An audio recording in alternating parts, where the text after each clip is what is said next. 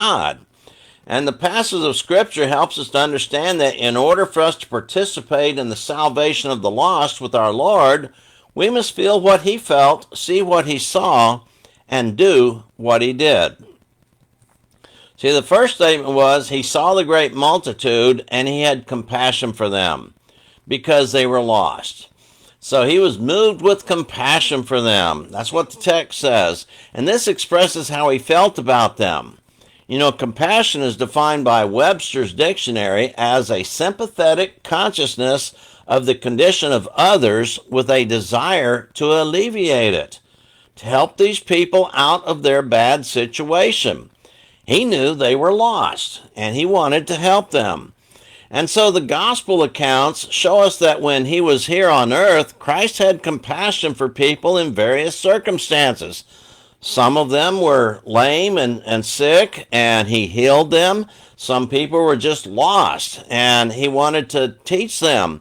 And so, on this occasion, Christ felt compassion because people were in a lost condition. And He had a consciousness full of sympathy with the desire to do something about it. He felt sorry for them. His heart ached for them. Now, can we say we feel the same way with the lost around us? Folks, we have lost all around us. Some of them are in our own homes. Some of them are in our workplaces. Some of them in our schools. And, of course, I should be saying many instead of some. And do we feel the same way with those people? Do we have compassion for them? Do we recognize they are a soul that is lost? And if we do recognize that, what are we going to do about it? See, the Apostle Paul also had a great compassion and concern for the lost. We read that in Acts 20, verse 18 and 19, in Romans 10, 1 through 3. He wept for the lost. I mean, he realized that. He prayed for the lost. He even said if there's any way I could even trade places with them to give them a chance to be saved, I would do so. And so he constantly prayed for them. He was sorrowful that his Jewish brethren did not accept the gospel message. And so he was really concerned about them. And so it's quite obvious Paul had compassion. He had compassion on the lost, and that's why he was spending so much time trying to help people be saved. And so we read in 2 Thessalonians 1, 7 through 9, that these people who do not know God and people who do not keep His commandments, they're going to be eternally separated from the Lord. They're out of fellowship with God, and they're doomed to everlasting punishment because of sin, unless they can become obedient to Christ and receive the forgiveness of sins. And so, folks, let's be honest here. We won't attempt to save the lost as Jesus tried to do unless we first feel compassion on them because of the seriousness of their condition.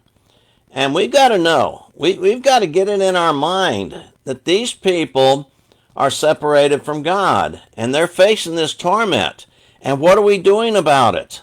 Well, for most people, in fact, many of us listening to this, most of us don't lift a finger. We don't even try. We don't even mention God around people because we're afraid somebody might make fun of us if we mention the name of God.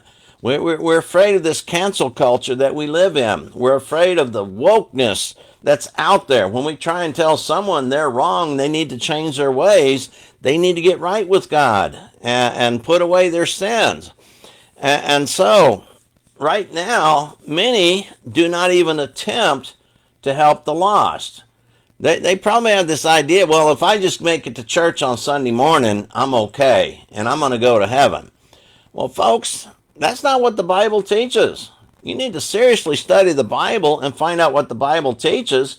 And what the Bible basically teaches us is if we do not bear fruit for God, we're going to be cast into the fire. And so I think that's a message which is lost on so many people. I mean, it's quite obvious because they don't really care about saving the lost. And so, as we notice, why have compassion on them? Well, why did Jesus have compassion on these people? And why should we have compassion on the lost? Well, this verse says they were as sheep not having a shepherd. And then one of the notable characteristics of sheep is that they have a tendency to go astray. Yeah, Isaiah 53:6, we are like sheep without a shepherd. And so Jesus came forth and saw this great multitude. He saw them as sheep not having a shepherd, and as sheep who had gone astray. But we also recognize Jesus is the good shepherd who came to seek the lost sheep. I mean, Luke 15, 1 through 7, and John 10 and verse 11. He is the good shepherd. And so without a shepherd to protect them, sheep are exposed to dangers from predators. And this is what we need to see in the condition of people who don't have Christ as their shepherd. And without his protection, they're in great spiritual danger. We know that the Satan is moving around seeking whom he may devour. And so, I mean, someone who is separate and apart from Christ is easy prey for Satan. And so we need to recognize that. We need to bring them into the fold where there is greater safety. And so the question we might ask, do we see what Christ sees or what Christ saw? To help us save the lost with Jesus, we need to be impressed with the seriousness of the condition of those who don't have Christ to shepherd them to safety in eternity. We sing the song, "Bring Them In." I mean, that's what we're supposed to be doing. We're supposed to be trying, at least trying. I mean, let's be honest here. If we're making the effort, God's going to be happy with us, whether we have any results or not. God doesn't judge us on the results, but on the effort. Yes, we know that because Jesus said many will reject God. Many will not be on that narrow path. Many will be on the broad path of destruction. But folks, if we don't try and help any of them, I mean, we're just as guilty as they are, and we're going to be lost just like they are. So we're going to be spending time with them for eternity. And so we need to do what we can. I mean, make the effort because we care about souls. That's the way it should be. Now, what did Jesus do? Well, it was very simple. When he saw their condition, like sheep without a shepherd, he began to teach them many things.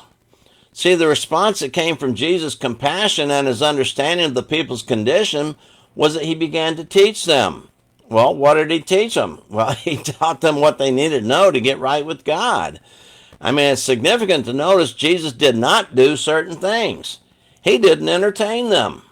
He didn't try to lure them with social attractions. He didn't seek to wow them with a charismatic personality, and he simply instructed them in what they needed to know. I mean, that's what the job of any preacher should be, is let people know that. But sadly, nowadays, a lot of preachers, they give the people what they want and make the people feel good about themselves, but it's not helping their souls. It's not helping them get to heaven, because in order to get to heaven, we've got to help other people get to heaven. So we must know, first and foremost, Jesus was a preacher. You know, Matthew 4:17, he came preaching. In verse 23, yes, he healed people. He healed people as a sign that his message was from God. But notice what is mentioned first, indicating a place of greater importance. He went teaching in the synagogues and preaching the gospel of the kingdom. That was his foremost duty, was get out there and preach the message that people needed to hear. In addition to that, he sent his followers into the world to preach the gospel. You know, Mark 16, 15, and 16, Acts 28, verse 18, 19, and 20. And that's exactly what they did. You know, they continued preaching, Acts 5, 41 and 42, and Acts 8 and verse 4. And that's what he expects all Christians in every age to do. You know, Paul wrote to Timothy in 2 Timothy 2:2, the things you've heard and seen in me, commit thou to others who will teach others also. And so the primary thing that we can do to be like Jesus in saving the lost is to teach them the gospel as we have the opportunity. Not only introduce them to the gospel, but then explain and teach them what they need to do to remain faithful to God. And so it's the gospel is just the introduction into a relationship with God, and then we have to grow in grace and knowledge and live and do those things which God commands us to do in the pages of his scriptures. So we realize that not everyone can be a full-time preacher, but each of us who are Christians, who are true Christians, we have a responsibility, and we must do what we can according to our ability and opportunity. A lot of times we don't look for opportunities. We let opportunities get by, and sometimes when we start thinking about it, well, I could have said this, I could have said that when that opportunity arose, but I just remained silent and didn't do so. And yes, some people say, well, I don't know enough to teach the scriptures. Folks, that's on you. I mean, that is your fault. If you don't know enough to teach the gospel plan of salvation to anybody, which is very simple, very simple. I mean, one preacher, I think B.C. Goodpasture, laid it out on one hand. He said, hear, believe, repent, confess, and be baptized. And so, I mean, it's very simple. That's the beginning of it. And then after that, live faithfully. And so, that's what we need to do. And so we don't have to be a full-time preacher to try and help people get to heaven. We are supposed to be doing that as Christians. We're supposed to be helping our brethren get to heaven. That's what we call edification. We're supposed to be helping the lost get to heaven. That's what we call evangelism. And then, yes, when we see people in certain situations, we should have compassion on them and help them out as we have the ability to do so. See, each of us, I mean, when we think about it, each of us at one time was like sheep going astray. I mean, we were astray. We were lost.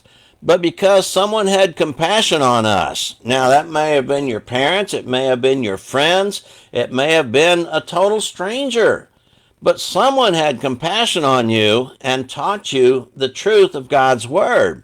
And they saw us as lost sheep in danger and taught us God's word. And so, because of that, we are now part of the shepherd's flock. And as Christians, we need to have the same goal as our shepherd, to seek and save those who are lost. If we don't care to be doing this, we're not going to be saved. I mean, there's just no other way of saying that, folks. I mean, this is hard words, and people don't like to hear that. People sometimes don't like the truth. They establish their own type of truth, and there's a lot of deluded people, but you know, as Galatians 6 says, God is not mocked. Whatever a man sows, that shall he reap. And if we're not sowing the seeds of the kingdom, we're not doing our job. So, folks, keep these thoughts in mind. That's our lesson for today. Tomorrow's the Lord's Day, so enjoy your time with the saints, those of you who listen to this, and put him first and realize your great responsibility is to seek and save the lost. And that is a duty that is enjoined upon every Christian. Every Christian has that duty to seek and save the lost. It doesn't matter whether they're young or old. That is your job as a Christian, to help people get to heaven. So think about these things, and Lord willing, we'll be back with another lesson. Bye-bye for now.